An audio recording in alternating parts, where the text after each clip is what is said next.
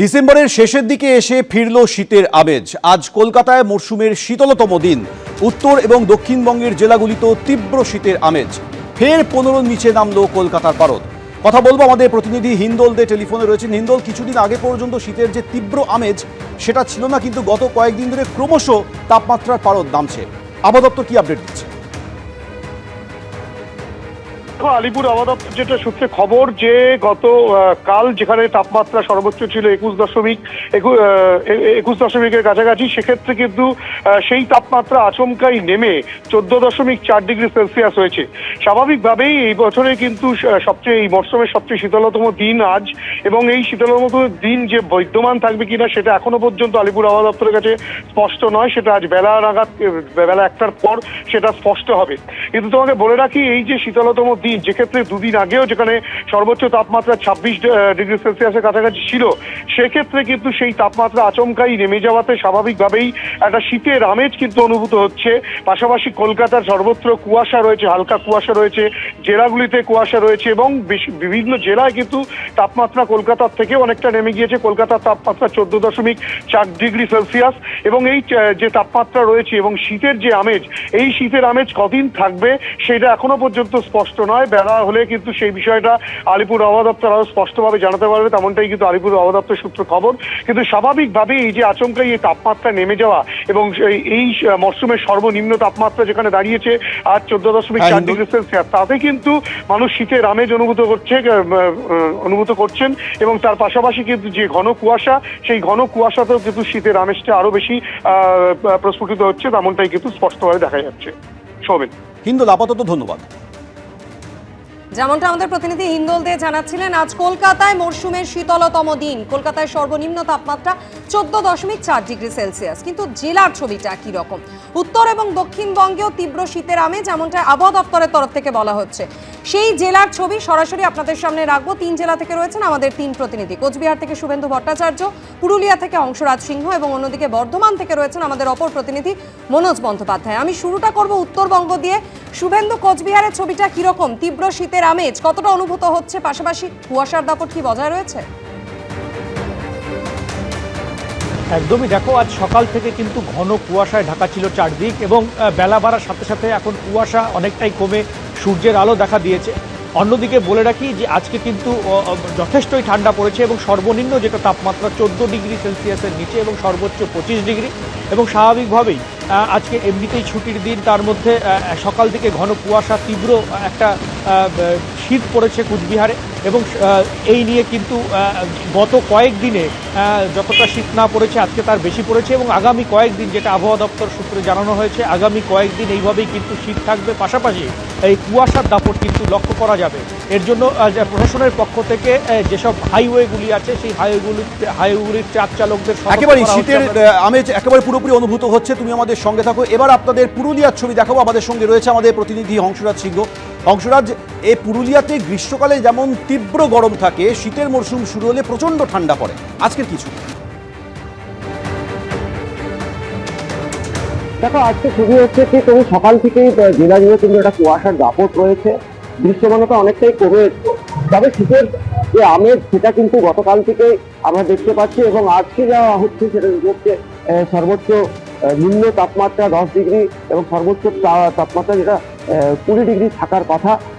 এবং যে সকাল থেকেই কিন্তু কুয়াশার কারণে দৃশ্যমানতা কমে যাওয়াতে কিন্তু এখন আপনারা দেখতে পারবো কিন্তু মানুষকে এখন বাইক হোক, 4 চাকা হোক, সবগুলোতে কিন্তু লাইট জ্বালিয়ে যেতে হচ্ছে। দৃশ্যমানতা অনেকটাই কমে গেছে, এবং শীত কমাতে কিন্তু এখন শীতের আমেজ নিতে শুরু করেছে বিভিন্ন জেলাবাসী। এবং শীতের যে তাপমাত্রাটা অনেকটা কমে যাওয়াতে কিন্তু আমরা দেখতে পাচ্ছি বিভিন্ন যে পর্যটন কেন্দ্রগুলি আছে জেলায়, সেখানে কিন্তু পর্যটকের ভিড় আসতে শুরু করেছে, এবং সকাল থেকে তাপমাত্রা অনেকটাই কমে গেছে।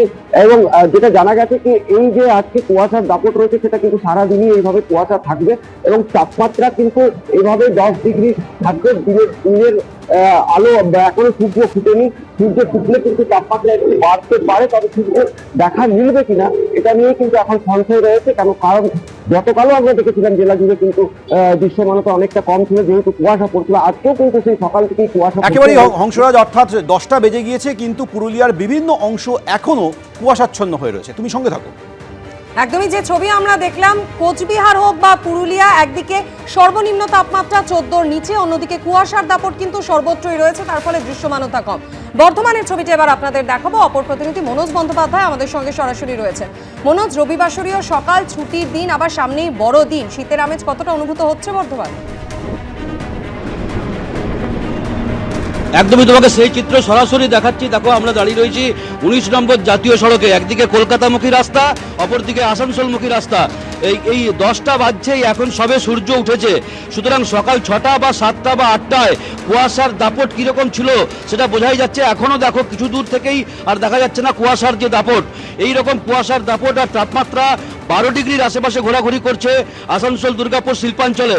সুতরাং এই যে শীতের যে আমেজ, আজকে রবিবার, স্কুল কলেজ ছুটি, কলকারখানাতেও কাজের যে তাগিদ সেটা কম, কিন্তু মানুষের যে সকাল থেকে এই যে জুবুথুবু অবস্থায় চাদর মুড়ি দিয়ে ঢাকা দিয়ে বেরোনো এবং কাজে যাওয়ার যে হিড়িক দেখতে পাচ্ছ, মানুষজন যারা রাস্তায় বেরিয়েছে কি অবস্থায় আপাদমস্তক ঢেকে বাইরে বেরোচ্ছে, সব মিলিয়ে এটাই যেন অপেক্ষায় ছিল মানুষ। এই যে শীতের বর্ষশেষের যে আনন্দ, এই যে বাঙালির যে একটা ভ্রমণ পিপাসু বাঙালি, এই যে এই বর্ষশেষে যে পিকনিকের আমেজ, সবটা কিন্তু এই জাকিয়ে শীতটা না পড়লে কোথাও একটা অধরা থেকে যাচ্ছিল। সেই 12 ডিগ্রি টেম্পারেচারে কিন্তু এই শীতটারই অপেক্ষায় সাধারণ মানুষজন ছিল, শিল্পাঞ্চল বা জেলার মানুষজন ছিল। এবং সেইটাই তোমাকে দেখাবো, যেরকম অবস্থা, তোমাকে পাশেই একটা কারখানার চিত্র দেখাবো, যে দুর্গাপুর শিল্পাঞ্চলে যে কলকারখানাগুলিও দেখো কুয়াশার চাদরে পুরো ঢেকে গেছে এই যে কারখানা। সুতরাং এই যে এই একই অবস্থা কিন্তু গোটা জেলা জুড়ে সকাল থেকে এরকম বেলা 9টা 10টা পর্যন্ত কুয়াশার দাপট।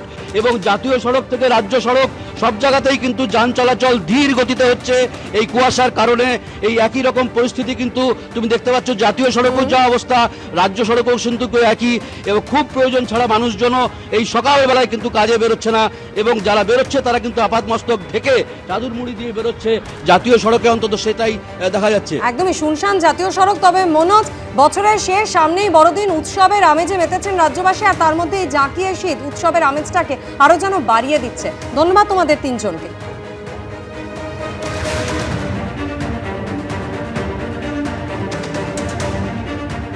একদিকে শীতের কামড়, অন্যদিকে প্রবল ঠান্ডাতেও ডেঙ্গির কবল থেকে রেহাই নেই, বরং ভয় ধরিয়ে লাফিয়ে বাড়ছে আক্রান্তের সংখ্যা।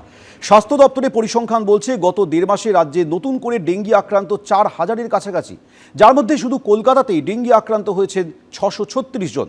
ডেঙ্গি রোগীর সংখ্যা অনুযায়ী পশ্চিমবঙ্গের শীর্ষে রয়েছে উত্তর 24 পরগনা। ঠান্ডা বাড়লে কমতে পারে প্রকোপ, মনে করছেন চিকিৎসকরা। বাধা পশ্চিমী ঝঞ্ঝা, উধাও শীতের কামড়, তবে চিন্তা বাড়াচ্ছে মশার কামড়। ডিসেম্বরে দাপট দেখাচ্ছে ডেঙ্গি। কলকাতা সহ গোটা রাজ্যে লাফিয়ে বাড়ছে মশাবাহিত রোগ।